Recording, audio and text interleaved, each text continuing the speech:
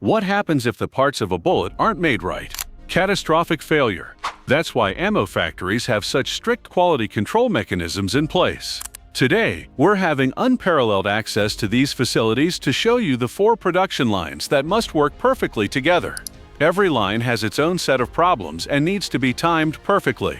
What might go wrong? If even one line is behind the others, you'll never look at bullets the same way again after seeing how complicated it is to make just one round.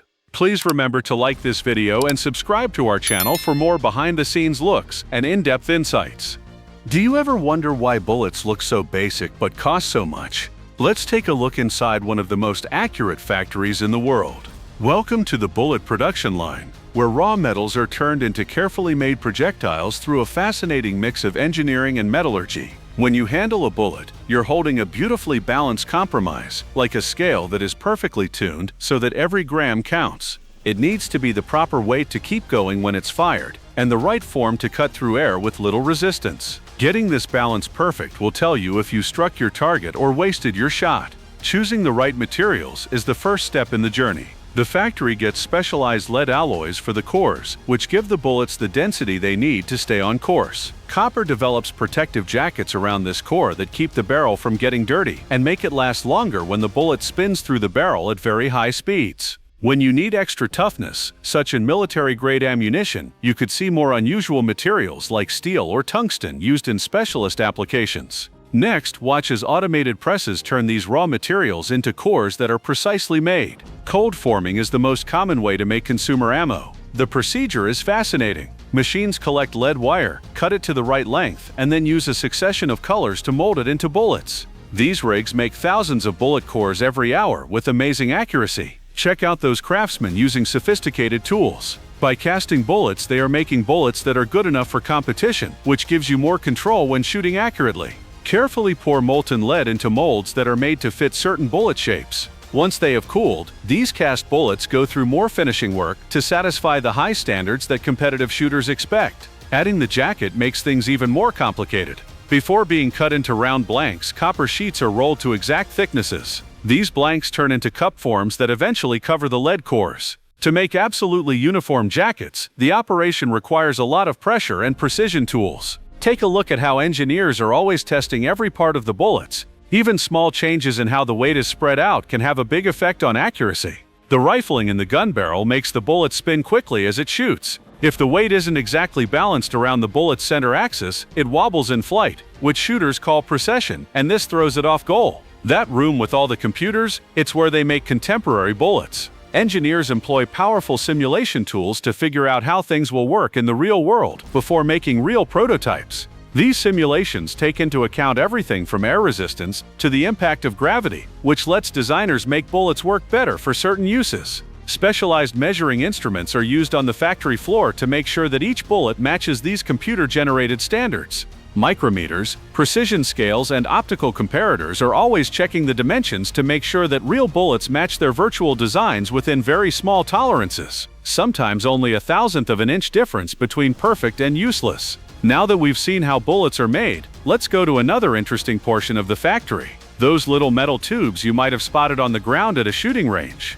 In fact, they're engineering wonders that do an amazing job of balancing. Consider what a cartridge case performs. It's basically a pressure vessel that can handle an explosion when it's fired. It gets bigger to seal the chamber and keep gases from escaping, and then it gets smaller so it can be taken out.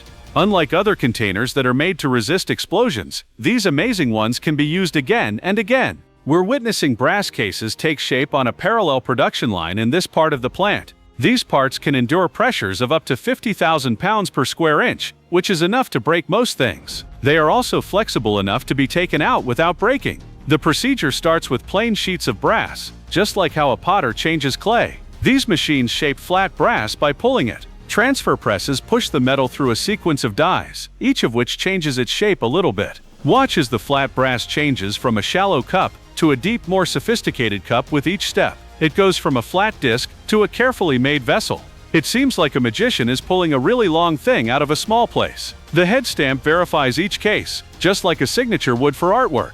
Look at the marks being put on the bottom. A strong press stamps information on the caliber and the maker. These marks help shooters tell their bullets apart and keep them from being mixed up. One of the most accurate things happening right here is flash hole drilling, which is linked to this identification. This small conduit is the most important method for ignition to happen. When you squeeze the trigger, the firing pin hits the primer, which makes a little flame that goes through this flash hole and sets off the main powder charge. Perfect drilling makes sure that the gun fires every time. Now take a look at one of the most interesting steps, annealing. In this case, metallurgy turns into something that seems nearly miraculous. Workers carefully heat only the neck and mouth of each case, which need to be softer than the base. You need to be able to adjust the temperature perfectly for annealing. If it's too cool, the metal won't soften right. If it's too hot, the case will lose its shape.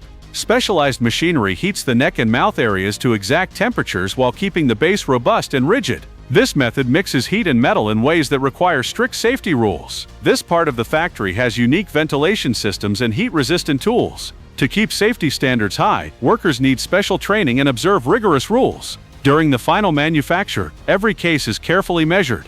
Even small mistakes could cause problems later on. These metrics make sure that only the best cases move on to the next level. The fact that these cases may be used again and again is what makes them so special. Brass cases, on the other hand, may be collected, cleaned, and reloaded by skilled handloaders. Most parts that contain explosions can't do this. The fact that they can be recycled is integrated into their design, which is another example of the clever engineering that goes into these seemingly basic things. It's wonderful that brass cases can be recycled, but now let's look at the smallest aspect of making bullets, which could also be the most deadly. What happens in a place where people operate with explosives that are so sensitive that even a small static electrical discharge could set off a chain reaction that would be very bad? Welcome to the primer production line, where little flaws can make the difference between a great shot and a pointless click. Think about it, every other part of the ammo could be perfect, but if that small primer doesn't light, you're left with nothing but despair. This important part may be little, but it's really a tiny bomb that makers have to make so that it can be triggered by the firing pin but stay stable during shipping and handling. Let's see how these little powerhouses work together. The first step is to make priming cups, which are little metal containers that are usually made of brass or copper. These cups may look basic, but they are made to very exact measurements so that they fit perfectly in the cartridge case and work perfectly with the firing pin. Things get truly interesting and dangerous in the next step. Workers carefully put lead styphnate, the main explosive ingredient, inside these cups. A safety officer at one place I went to told me about how they once found an unusual static reading during a routine examination. They stopped the whole production line right away until they found a minor tear in a worker's specialized shoes that had broken the grounding system. See how the craftsman put on the next piece, the anvil. This little bit of metal is a tripod anchor that makes sure every spark hits its mark. When the firing pin hits the primer cup, it pushes the explosive compound against this anvil, which creates the pressure and friction needed to start a fire. It has to be in the right place. Too high and the primer might go off too quickly, and too low and it might not go off at all. The area where primers are made looks very different from the rest of the plant. It is physically segregated and has distinct ventilation systems. The flooring are comprised of conductive materials that are connected to grounding systems. Workers wear specific clothes and shoes that are made to safely move any static charge away from the sensitive materials. Quality control is very important here. During the production process, each primer is checked several times.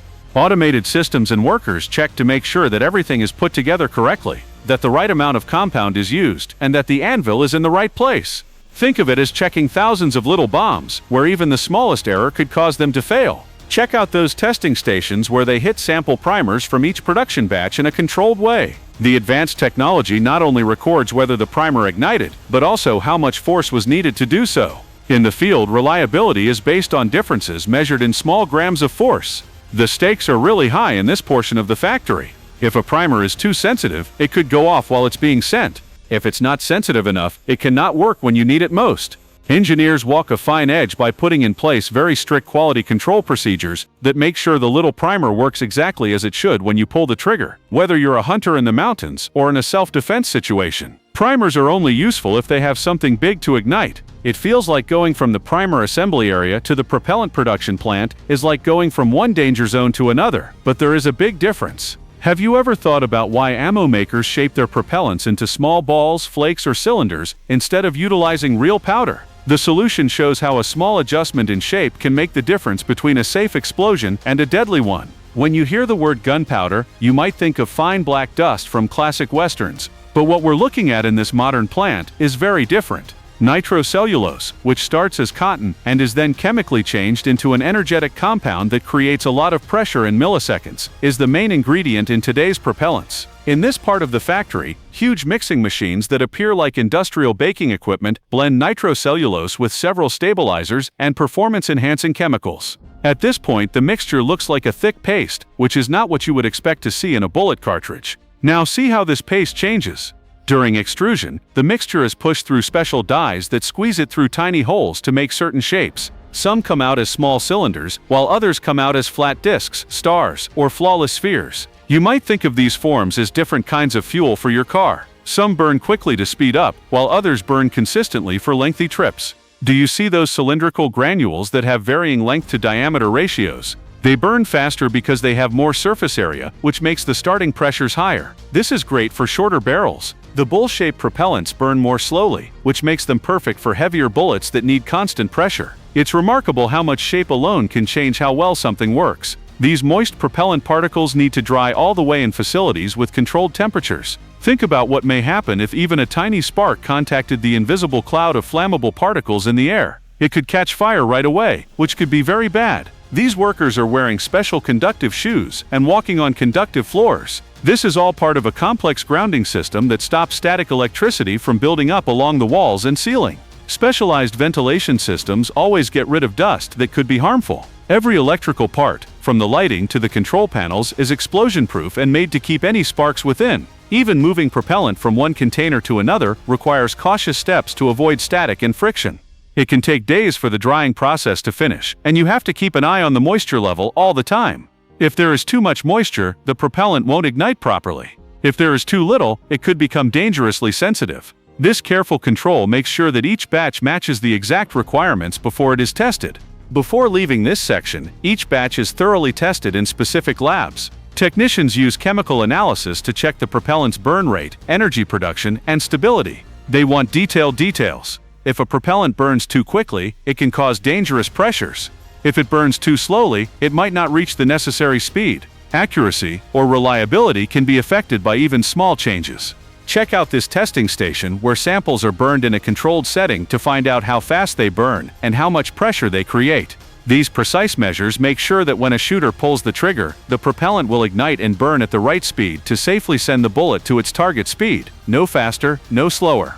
The strict quality control is directly related to how well the guns work in the real world, which is what shooters need for safety and consistency. The burn rate tests are only the start of quality control. It's really amazing that manufacturers can find possibly harmful ammo without firing a single shot, and it all boils down to a way of testing that can find flaws that are smaller than a hair. Now we're at the most exciting area of the factory, where the primers, casings, propellants, and bullets all join together in a perfectly timed dance of machines. This assembly line is the end result of everything we've seen thus far, and the timing is so perfect that it would make a Swiss watchmaker envy. See how these cases are being put into high-speed machinery so that the primer may be put in. The machines put on just the appropriate amount of pressure, which is measured to within a few ounces.